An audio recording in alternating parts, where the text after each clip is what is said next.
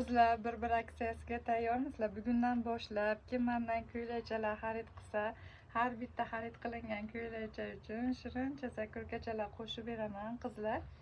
Mana hammasidan tayyor razmerlarda qilib qo'ydim. 2 yoshdan 8-9 yoshgacha bor. Kimga zarur bo'lsa aytaverasizlar qizlar. Mana shirin hammasi choklari tekis, akkuratni tikilgan. Men atay bugun bozorga borganimda bozor ishda video qilib oldimda qizlar. Bozorda ishi bilan bemalol solishtirasizlar. Ular birinchidan yuvilmay tikilgan, kirishadi.